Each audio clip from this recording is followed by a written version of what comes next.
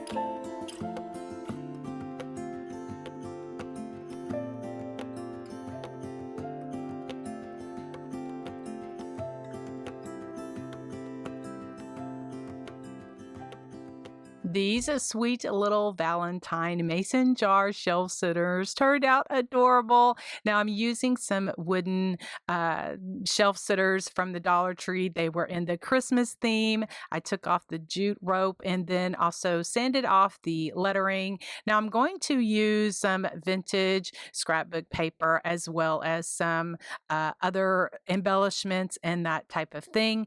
The vintage scrapbook paper is some that I got off of Amazon. I'll link it in the description box below, but beware, it is double-sided. And so to me, it's kind of a waste because it has the same pattern on both sides. So when I went ahead and Mod Podged it on to my mason jar, I lost the back side. So anyway, it is what it is, but I'll have a link in the description if it's something that you're interested in. I just cut that out and just with the shape of the mason jar and then Mod Podge that on to the front of my wooden mason jar.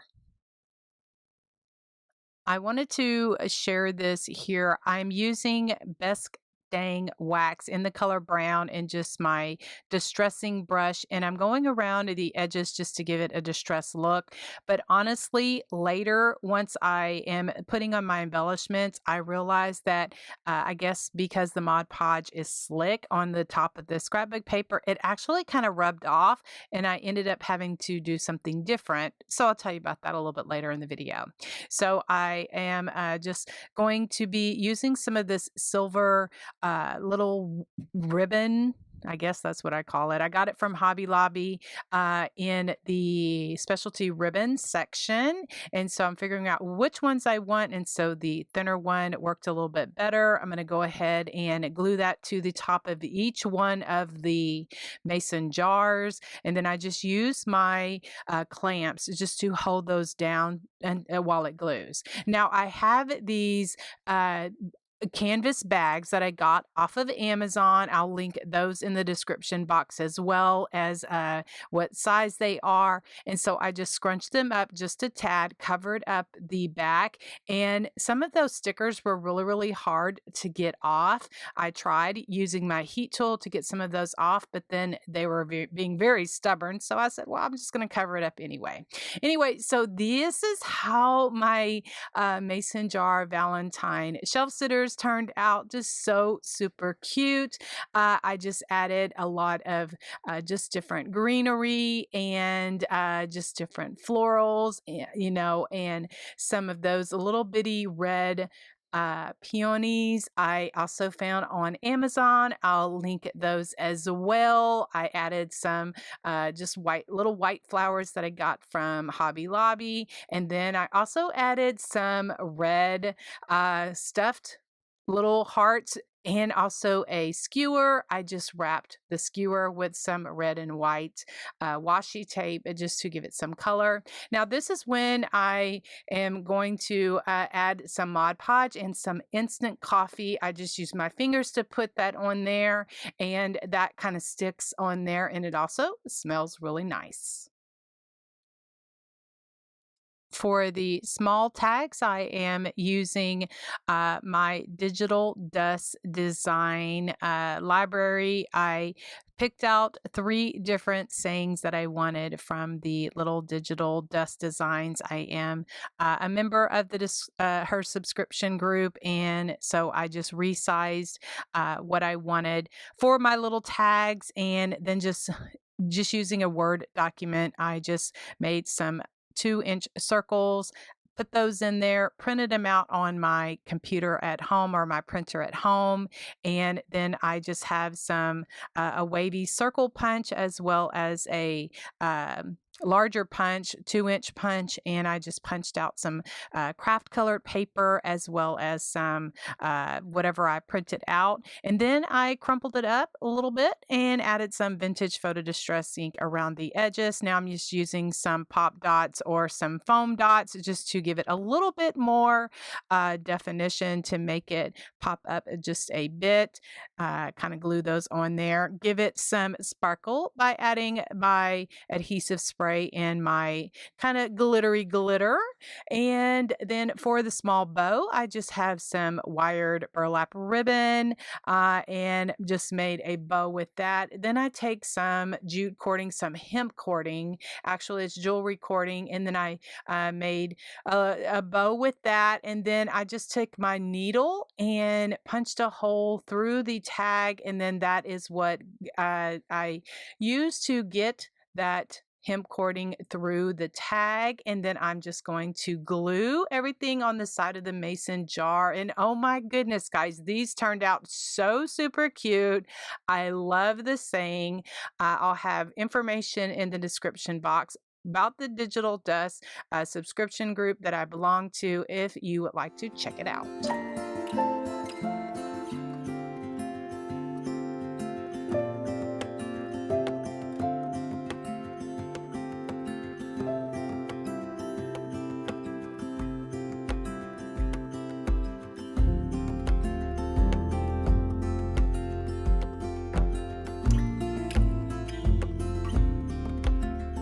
Let's make a cute Valentine's door decor using this wooden board from Hobby Lobby. It measures 14 inches. The wooden arrow is also from the Dollar Tree. Now, it does come with a sawtooth hanger on the back, but I went ahead and took that off. Now, for the paint, I'm using Dixie Belle Barn Red and just giving that a coat of that paint and let that dry. I also gave the arrow a coat of Dixie Belle red paint, then using my heat tool just to kind of help myself dry up some of that paint. Then I'm going to be doing the crackle technique with Elmer's glue, which is school glue, and I'm using a foam brush just to spread that around. I'm okay if it's a little bit thicker in some areas. I'll let that dry to a tacky consistency and use my heat tool just to help speed that up the process. Now, for the top coat, I'm using Dixie Belle drop cloth, and that is just my preference, but any of the Waverly chalk paints would work as well. I have just found with doing just some of this crackle technique, chalk paint works the best for me. And so I kind of speed up the process using my heat tool just to kind of help with those cracks. Now, once my arrow is ready to go, I'm giving it a quick sand just with my Gator sander. calendar. And then for the wording, I designed that in Cricut Design Space. I just did my own wording, Be Mine. And what I'm cutting this off is using flocked iron-on. And now this is what it looks like. I got it at Hobby Lobby in their die cutting Cricut, their vinyl section. And so this is the first time that I'm using a flocked iron-on. And so it was a little learning curve. I had to heat press. I'm using my Cricut heat press, and I had to use my little burnishing tool just to kind of help myself. And then everything worked out good. It just turned out so sweet.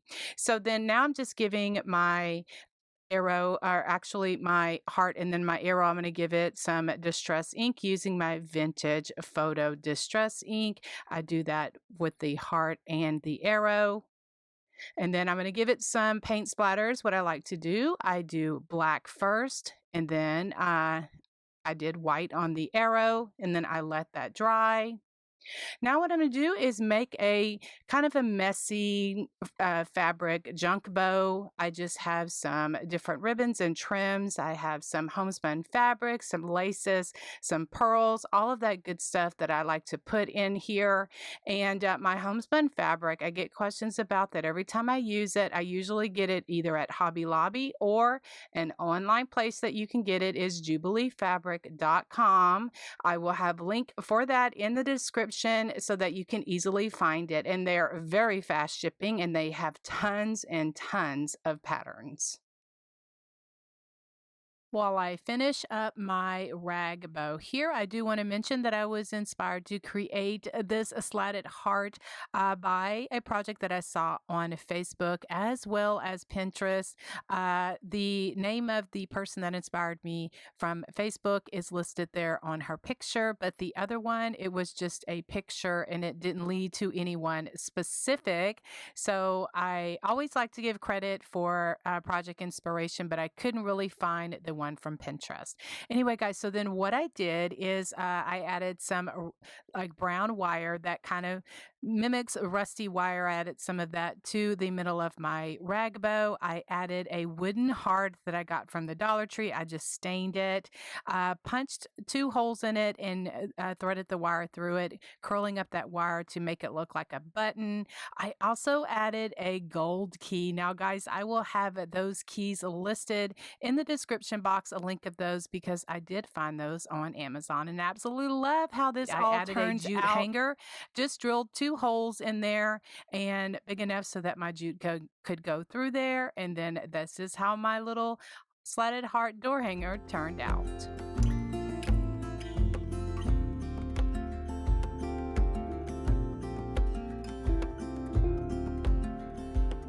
The fun is not over yet. I'll link it to this vintage inspired love crafts video that I have, as well as tons of other Valentine creations. Valentine's is actually one of my favorite holidays to craft for. I'll leave those links here, and click on my little picture to subscribe if you currently are not. Have a great day. God bless you. We'll see you in the next video.